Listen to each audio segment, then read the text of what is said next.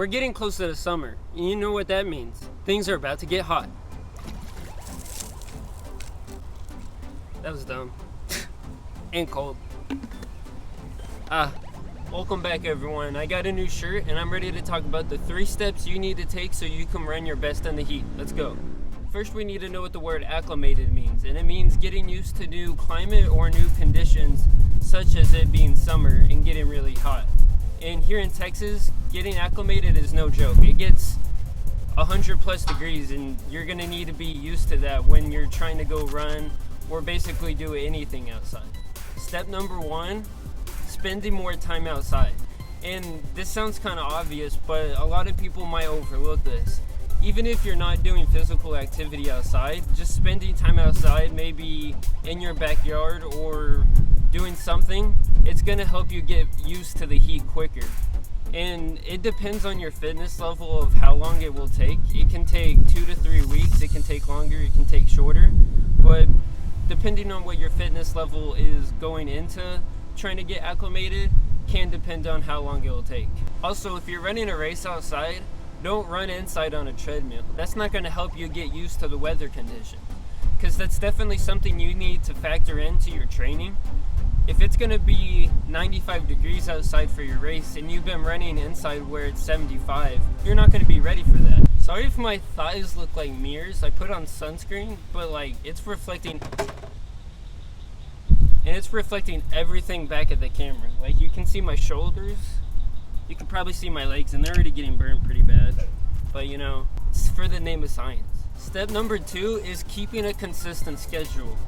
And so this basically means if you're gonna run 3 days in a row and then not run for a week, you're gonna lose all the progress that you made trying to get used to the weather conditions. Make sure you're running at least 2 to 3 days a week. You can do more, or you can just spend more time outside. How am I supposed to film with the car alarm going off? Doing more intense physical activity isn't going to speed up the process. It might make you more mentally tough and used to the conditions, but for your body to feel 100%, it's still going to take 2 to 3 weeks. But you really do want to keep a consistent schedule at making progress getting used to the heat, because once you can run in the heat, you can pretty much run anywhere, especially when it's getting 90 degrees Fahrenheit and you're really starting to have to work your body just to get moving and get the workout done. Tip number 3 is staying hydrated and eating the right food. And we all know this, staying hydrated is going to help us run better, but sometimes it's really hard to remember. But this is the time when it matters the most, when it's hot and humid outside.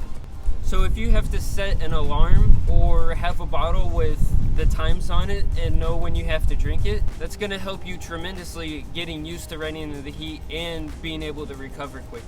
Sports drinks also help you replace the essential electrolytes that you lose while running in the heat. I'm drinking Gatorade, but I actually prefer Body Armor. That's because Body Armor just tastes so much better than Gatorade, and plus I've been drinking this forever. I'm ready for something new, and that's Body Armor.